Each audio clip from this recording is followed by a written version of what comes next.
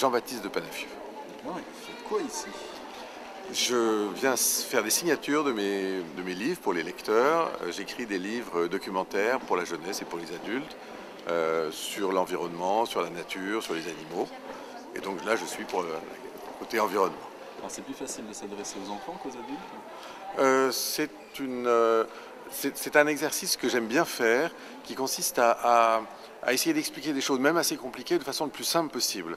Alors, c'est bien pour les enfants et c'est bien pour les adultes aussi.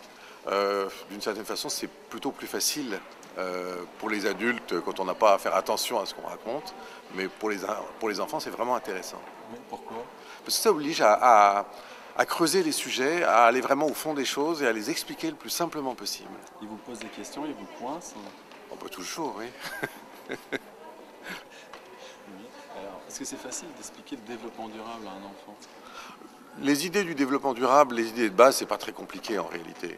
Et ça, ils comprennent bien. Faire attention à ce qu'on fait pour éviter de dégrader leur environnement, ils le comprennent bien. Ensuite, dans les détails concrets, précis, bon, c'est un peu plus compliqué. Parce que le développement durable, en fin de compte, c'est pas simplement du bon sens. Il y a beaucoup de ça. Il y a aussi des règles qu'on n'a pas l'habitude d'avoir. Donc ça ne nous paraît pas être du bon sens. Par exemple? Le bon sens, c'est on consomme et puis on jette ce dont on n'a plus besoin. C'est ça le bon sens depuis des siècles. Et est-ce que ça devrait être quoi normalement? C'est de faire plus attention, de se dire que tout ce qu'on a consommé doit pouvoir être réutilisé, par exemple. Oui, mais dans l'origine naturelle des choses, normalement, lorsqu'on jette quelque chose, etc., on devrait pouvoir soit l'utiliser, soit le réutiliser. C'est ce que nos ancêtres savaient faire au départ. D'un seul coup, on est entré dans une société qui fait que d'un seul coup, on doit être capable de tout jeter et de ne pas se préoccuper de ce qu'on jette. C'est naturel ou c'est pas naturel? La nature, là-dedans, je parlerai plutôt de culture. Mais il y a une chose, d'abord, on est beaucoup plus nombreux que nos ancêtres et on consomme beaucoup plus.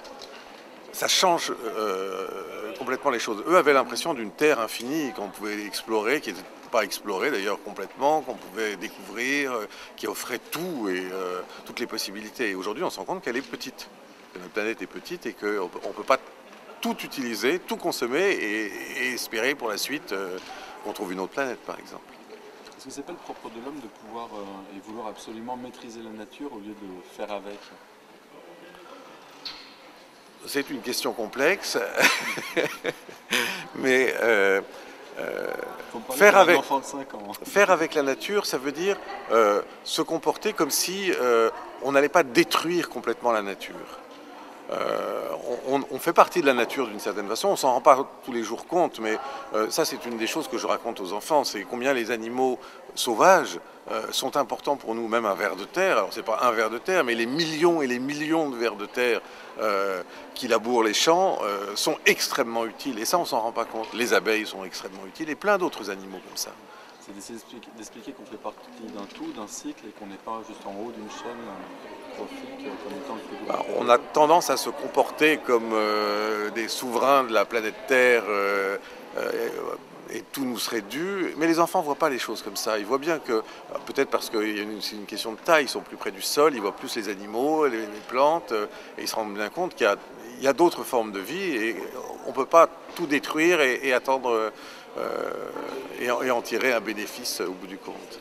Est-ce que vous pensez que simplement, en tant qu'adulte, on abandonne son esprit critique? Oui, bien sûr. Pourquoi? Parce qu'on a plein d'autres choses en tête, des choses moins importantes que celles des enfants. Comme quoi? Comme son patron, le travail, ce qu'on va voir à la télé, etc., au lieu de penser à qui on est. D'accord. Donc, est-ce que vous pensez que l'esprit critique, c'est absolument nécessaire aujourd'hui pour pouvoir faire du développement durable, de l'écologie, ou en tout cas réfléchir à sa place sur la Terre? Bien sûr, l'esprit critique, le doute sur ce qu'on fait, c'est quelque chose de très important.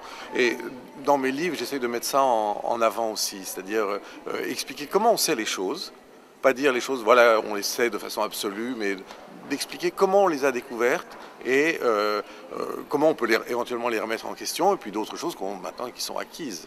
Je pense au fameux réchauffement planétaire. Alors, deux dernières questions. La première, c'est est-ce que le développement durable, c'est la même chose que l'écologie? C'est une des facettes de l'écologie, c'est une des conséquences de ce qu'on sait de l'écologie. L'écologie, c'est une science, c'est aussi une vision politique de la société. Et le développement durable, c'est un des aspects de l'écologie qu'on peut mettre en pratique dans notre vie sociale. Et est-ce que vous pensez qu'il faut absolument connaître le passé pour en tirer des enseignements, pour pouvoir écrire le futur? Bien sûr. J'écris beaucoup sur la préhistoire et je pense qu'il y a beaucoup de choses à apprendre depuis très longtemps sur la façon dont nous avons agi. Par exemple, sur la préhistoire, qu'est-ce que la préhistoire peut nous apprendre sur notre mode de fonctionnement aujourd'hui, en dehors des énergies fossiles? Ben, par exemple, on a trouvé des villages au Proche-Orient dont on s'est rendu compte qu'ils avaient été abandonnés il y a 5000 ans ou 6000 ans. Et on peut, par des mesures des troncs d'arbres qui ont servi à construire les maisons, voir qu'ils ont petit à petit épuisé leur environnement, à tel point qu'il n'y a plus de forêt du tout autour de leur village et qu'ils ont été obligés de l'abandonner et d'aller habiter ailleurs. Donc ça nous explique quoi aujourd'hui? Ben, qu'on est en train d'agir de la même façon en détruisant tout sur notre passage ou autour de nous, sans trop se préoccuper de la suite.